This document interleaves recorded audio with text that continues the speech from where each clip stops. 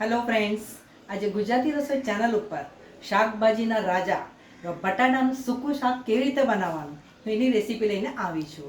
તો ચાલો મિત્રો, વધારે વાર ન કરતા આ રેસીપી કરવા મારા જોડે મારા કિચનમાં.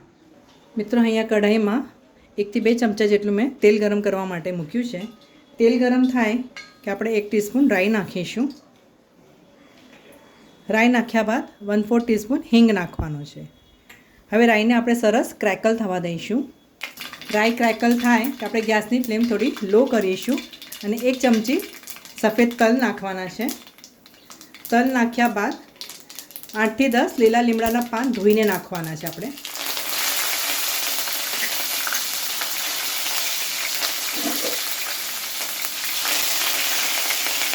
ત્યારબાદ આપણે લીલા મરચાંની પેસ્ટ નાખવાની છે. મિત્રો, ઘરમાં તમે જેવું તીખું પસંદ કરતા હોય એ રીતે નાખજો. અહીંયા મેં 8 થી 10 લીલા મરચાં, ઓછા તીખા જે લીલા મરચાં હોય છે ને એની પેસ્ટ નાખી છે. આ પેસ્ટને તમારે સરસ સાંતળી લેવાની છે આ રીતે. હવે આપણે એમાં 1/2 ટીસ્પૂન હળદર નાખવાની છે. હળદર નાખ્યા બાદ મિક્સ કરી લઈશું.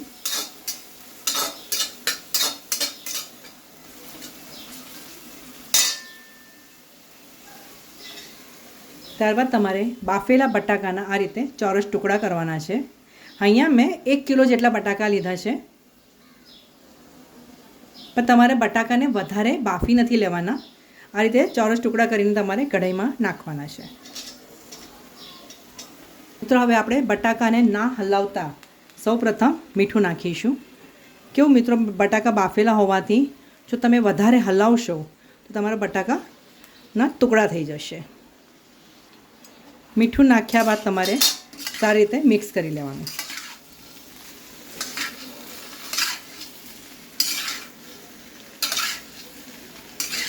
મિત્રો, 2 મિનિટ બાદ તમારે એમાં લીંબુનો રસ નાખવાનો છે.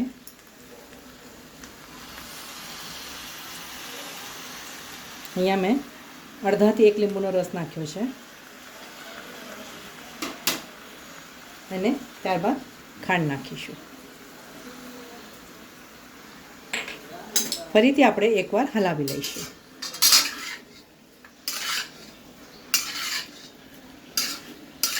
મિત્રો, બટાકા બાફેલા હોવાથી તમારે શાકને કવર કરવાની જરૂર નથી.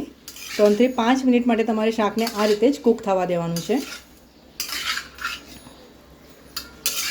બટાકાનું શાક તૈયાર થઈ ગયું છે.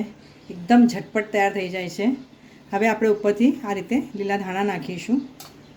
વાવ, સરસ મજાનું બટાકાનું સૂકું શાક ખાવા માટે તૈયાર છે. આ શાક તમે ગરમા ગરમ પૂરી જોડે સર્વ કરજો મિત્રો. ખાવાની તમને ઘણી મજા પડી જશે. આ વિડીયો જોયા બદલ તમારો ઘણો ઘણો આભાર.